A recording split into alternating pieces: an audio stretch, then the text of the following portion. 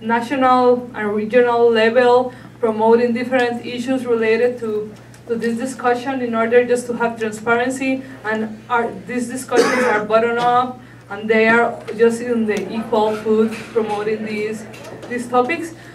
Basically, currently we have different regional spaces in Africa, Europe, Latin America, the Caribbean has their own local regional IGF.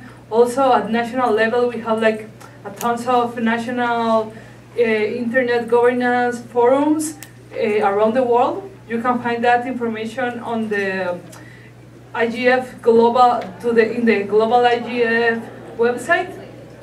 Where Carlos just point 5 facts in order to know if this is working or not. The first is, have you ever been into a national IGF in your country? If not, what do you think is the reason? In some cases, it is possible that it's not interested within the local digital ecosystem. In other cases, it's because we don't have enough resources. For example, in Guatemala, last year was our first local IGF. In Peru, it was the second or third local IGF, I think. So, but it's also possible that our interest and resources and actors are just doing different events related to the digital ecosystem, but they are not actually arranging a national IGF. Also, have you ever attended your national IGF? Just for not, I mean, I attended because I was part of the organizing committee, but all the people were like, they are not really interested in that. So the basic principles of the IGF is non-profit. They have like openness. The discussions are bottom up. It's basically the community, the local community that just put out the agenda, sets out the agenda. They are basically, they obviously have to have the multi-stakeholder approach. If this is not happening, why is not happening? Basically, who is going to fund your national IGF? It can be the private sector, the government. You have to look up for who is going to sponsor this process. Also, in some cases, the civil society does not have the capacity, the economic capacity, in order to just set up this meeting and process. Why are this going? What is this happening? Because you need a place, you need coffee break. If you are going to have a networking event, you probably are going to need some cocktails and beers just to do the networking.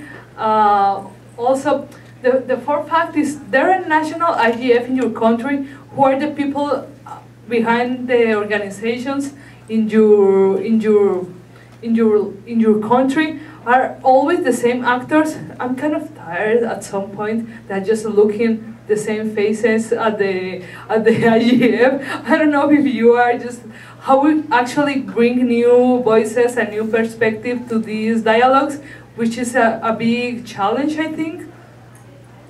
So, is there any chance of being in equal footing, participating, or there is any chance just to set this opportunity to new organizations and individuals just to join the community and to join the internet governance processes? And the last one, have you ever read the reports published by the IGF Secretariat about the national IGFs? I haven't, and I'm working on this, but I haven't. It's a lot of information, but at the end of this process, the organizer have to just set up a report related on how these initiatives evolve in your country. They have some requirements by the IGF Secretariat in order to have really important information, just like, I don't know, how the diversity was in your national IGF. It is possible to read and comment these reports before they are sent. They are not. And how you can, The big idea of Carlos was just to set up these all questions and how we can actually make better the national and regional initiatives related to internet governance forums. Basically, we want to approach new faces and new perspectives because the internet is for everyone. And if we are just looking and listening to the same people ever, for example, we're at least in Latin America, we are not having the discussion related to equity in the internet and how we are just actually to connect the next billion, for example, and how we are going to connect women, indigenous community, and all these marginalized communities in our region. Thank you very much. You have the contact of Carlos and mine, but he was the one doing this research, so just go with him, send him an email, and he has really interesting ideas. It was really a shame that he hasn't the opportunity to be here, but he has really good ideas related to the future of the national IGFs and obviously the regionals too, and thank you very much.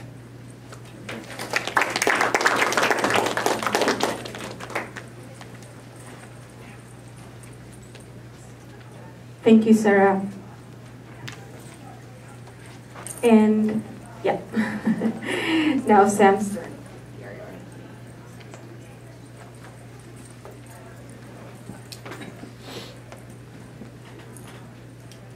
Hi everyone, I'll wait for my slides.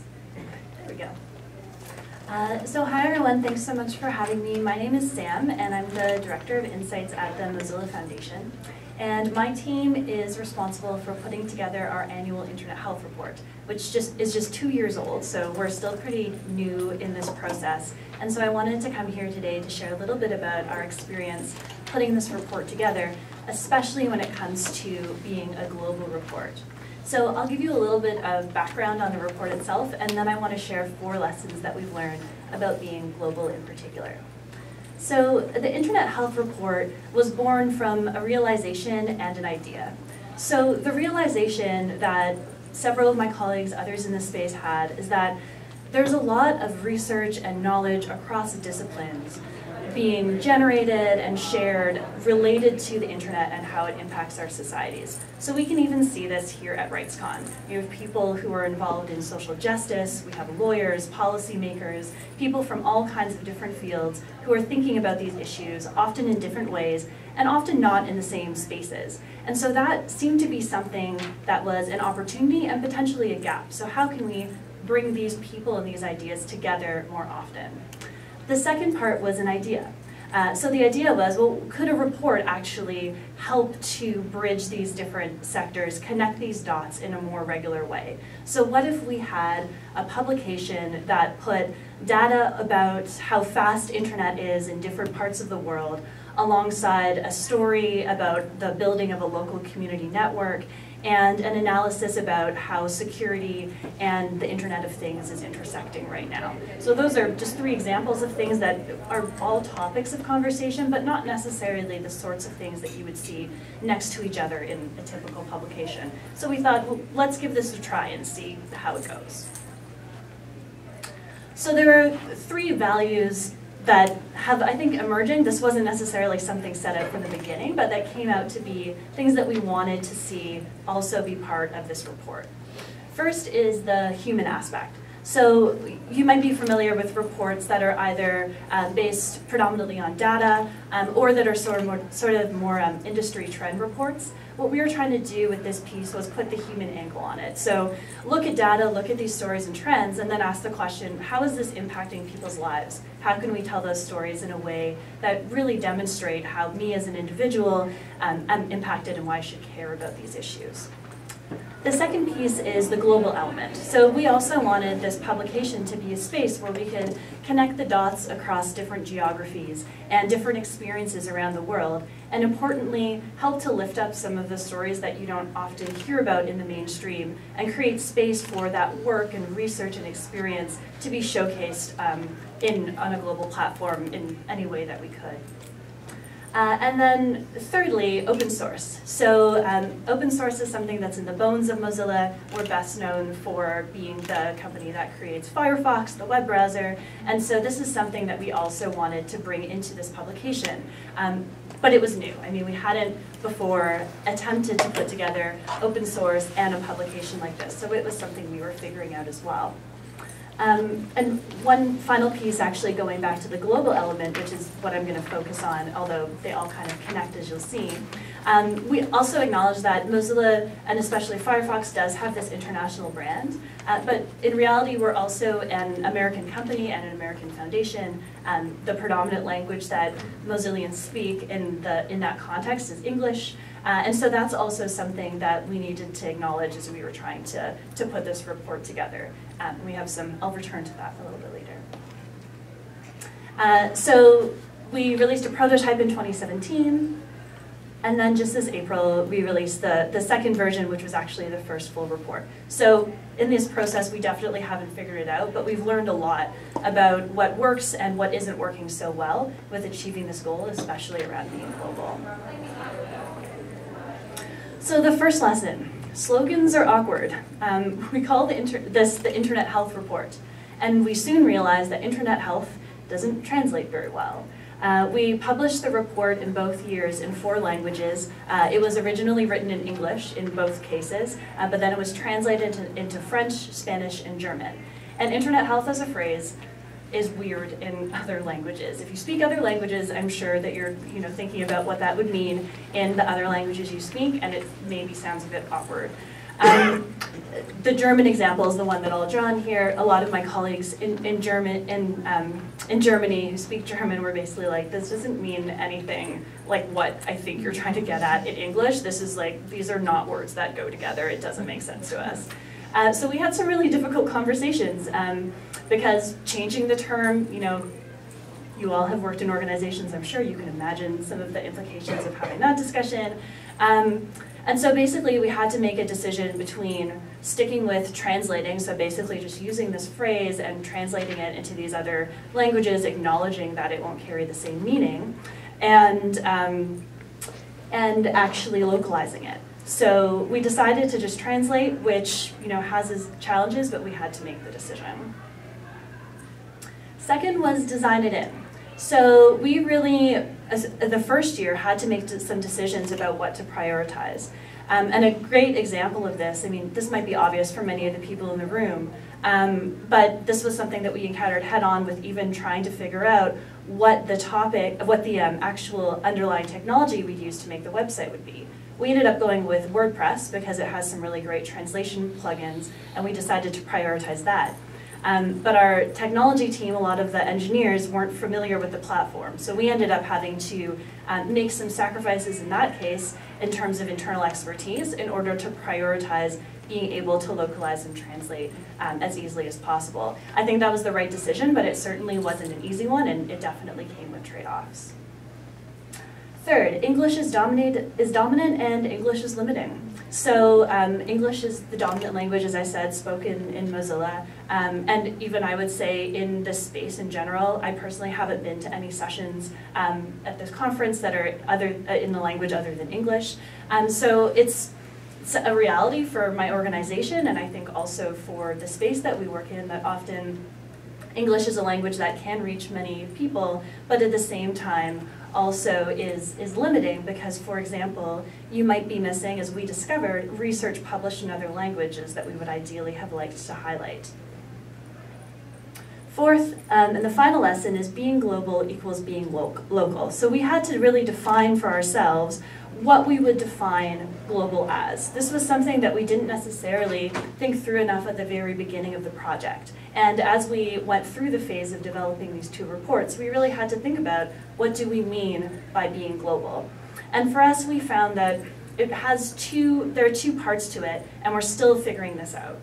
So the first is that for the report itself, the annual report, what we mean by global is that we want it to be as broadly globally representative as possible. So we want to be able to feature stories and research that really touches on as many regions of the world as we can, and be intentional about making sure that we have diversity represented as best as possible. The first year, we actually didn't track this.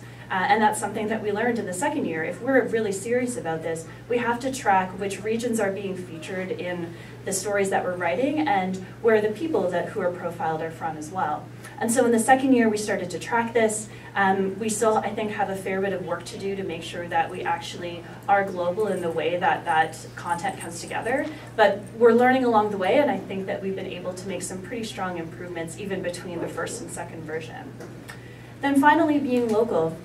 We also want, ideally, to be able to dive deep into some of the really contextual experiences of people that changes depending on where you live and who you are. So we know that the experiences of using the internet and technology really changes depending on your context and who you are as an individual. And we want to be able to showcase that and to offer that diversity as part of this work as well.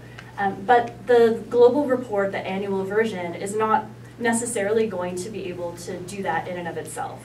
And so we're working right now to figure out how we might decentralize this model and offer both support and a framework to folks who might be interested in doing a local internet health report or taking the kind of context and really providing that lens that Mozilla itself is both not best positioned to do, and also not always able to do in as robust a way as we might ideally like to support. So right now we're piloting something with the City of New York, who